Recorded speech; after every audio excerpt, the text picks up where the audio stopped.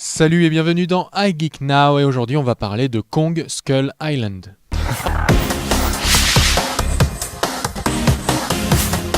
Le singe le plus imposant du 7e art, en même temps il n'y a pas grand monde pour lui faire compétition. C'est à part Kong. Un mystérieux magazine. Ah bon, mince. C'est King Kong qui est de retour au cinéma. La dernière fois qu'on l'avait vu c'était avec une adaptation de Peter Jackson, ça date quand même déjà. Et là ça revient avec un film réalisé par Jordan Vogt-Roberts.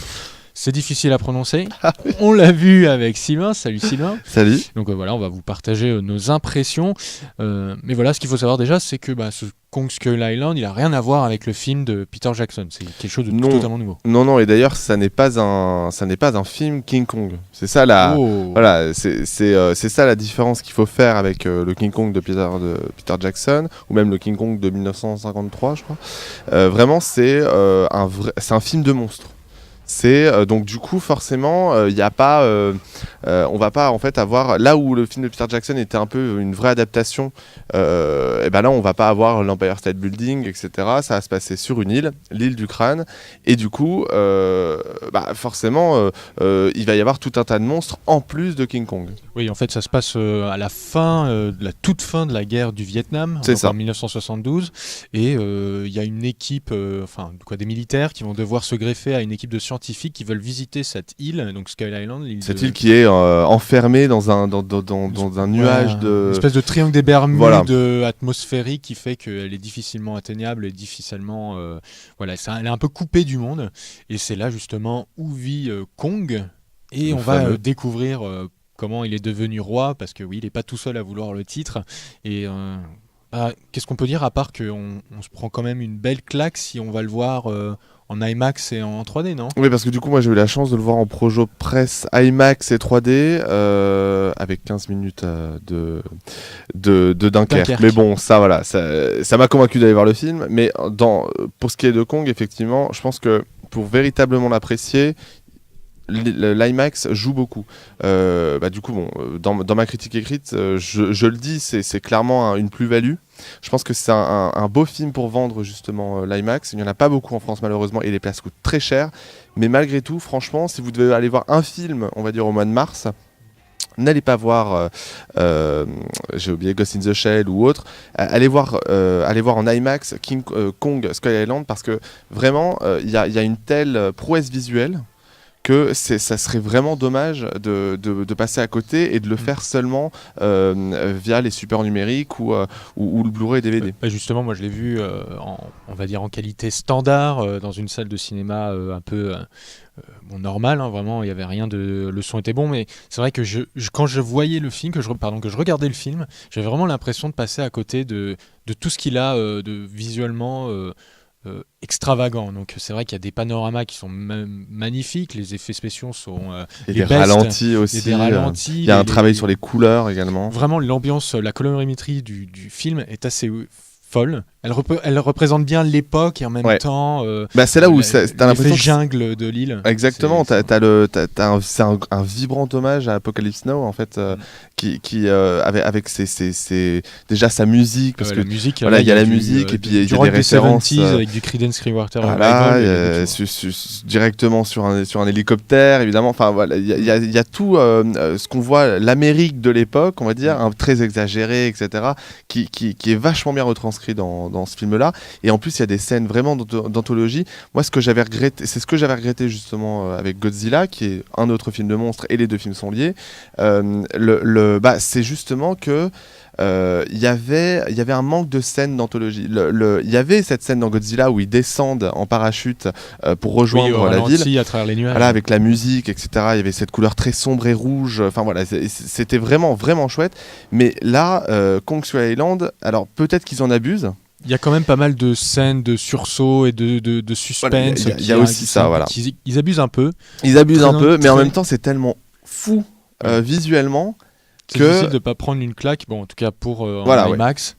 Parce que c'est vrai que là on parle beaucoup du visuel, beaucoup de la photographie, de la mise en scène, mais bon, moi je trouve que voilà, pour moi c'est juste ça en fait. Kong Skull Island, j'ai pas trouvé que les autres éléments qui constituent le film sont si mémorables que sa photographie et que sa mise en scène. Alors je pense par exemple aux acteurs. Très honnêtement, alors ils sont pas mauvais. Bon, mais Samuel L. Jackson fait du Samuel L. Jackson, donc on a l'habitude, qui joue un militaire un peu fou, voilà, qui pète un câble parce que quand il voit qu'il y a...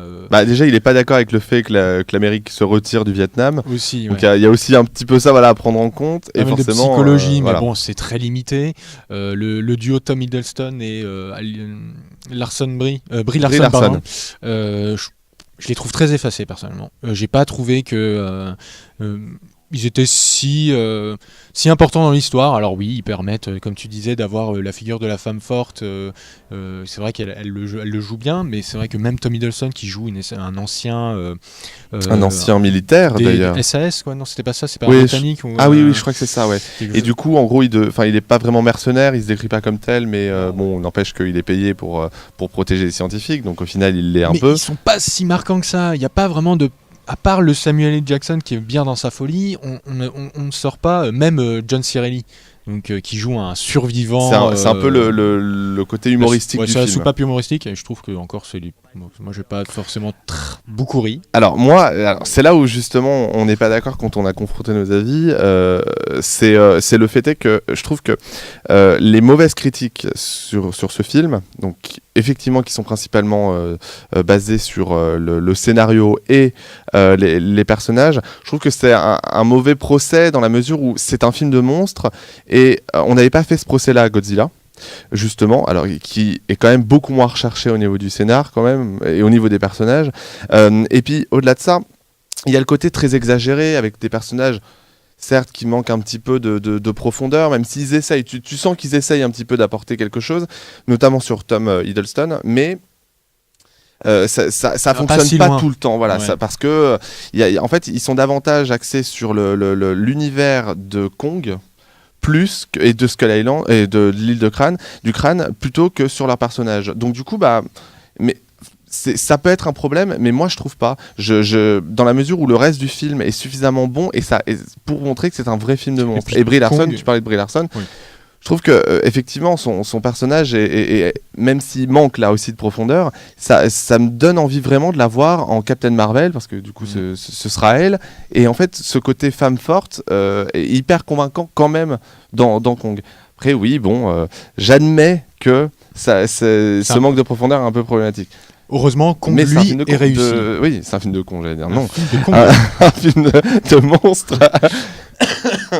Mais enfin, voilà, moi en tout cas, je l'ai vu comme un film de monstre. Je pense que ceux qui cherchaient un film avec des personnages comme a pu l'être King Kong de Peter Jackson, voilà, effectivement, ils peuvent trouver à redire. Mais ça n'a jamais été vendu comme un King Kong. Ça a toujours été vendu comme un film de monstre. Comme un film spectaculaire.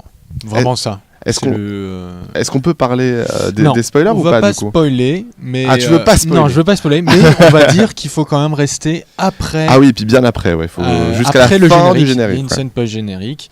Donc elle est confirmée, voilà, bon, ça avait déjà fuité à l'occasion des projets presse. Oui. Vous pouvez, si vraiment vous voulez vous spoiler, on va dire, même si ça n'apporte pas grand-chose quand même, y a une news sur IGN France où on vous décrit la scène parce que du coup on l'a vu.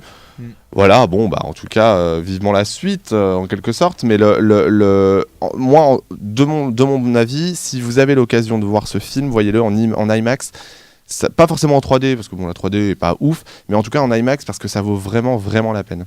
Je te rejoins, en tout cas, même si j'ai trouvé à redire sur d'autres aspects, visuellement, c'est la claque, et rien que pour ça, faut aller le voir, comme tu disais, en IMAX. En tout cas, il est en salle depuis mercredi dernier. Si vous avez déjà eu l'occasion de le voir, n'hésitez pas à laisser votre avis sous cette vidéo dans les commentaires, ou aussi sur les réseaux sociaux. IGN Fra sur Twitter, IGN France sur Facebook, on est aussi sur Snapchat, et bien évidemment YouTube. D'ailleurs, vous êtes sur YouTube en ce moment même. Félicitations, c'est le cas. Abonnez-vous. On vous dit à très vite pour d'autres avis de films ou encore de séries sur IGN France. Ciao. Salut.